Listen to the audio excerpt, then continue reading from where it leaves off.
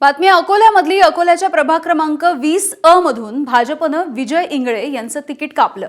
विजय इंगळे हे यापूर्वी 4 वेळा नगरसेवकही राहिले, मात्र त्यांना डावलून भाजपनं मंगेश झिने या तरुणाला तिकीट दिलं। यानंतर विजय इंगळेंनी ठाकरेंच्या शिवसेनेकडून निवडणूक लढवली आणि ते विजयी झाले।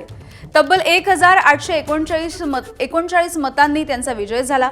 दरम्यान अकोला महानगरपालिकेमध्ये भाजपचं संख्याबळ 48 वरून 38 वरती आलंय, त्यामुळे सत्तेसाठी भाजपला मोठी कसरत करावी लागणार आहे।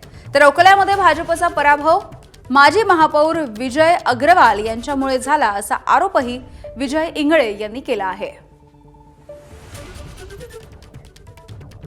भारतीय जनता पार्टीचे 48चे 38 झाले, यापेक्षा सुद्धा कमी यामध्ये सुद्धा त्यांनी कमी करण्याचा प्रयत्न त्यांनी खूप ठिकाणी केला, परंतु ते जे प्रभाग क्रमांक 20 मध्ये मी लढलो तिथं त्यांनी पूर्ण शक्ती तिथं लावली होती, परंतु तिथील जे उमेदवार होते लंगोटे दादा हे अत्यंत चांगले उमेदवार होते। ते थोड्याशा मतांनी त्यांचा पराभव झाला, परंतु त्यांचा पराभव नाही, तो एक त्यांची जीत आहे।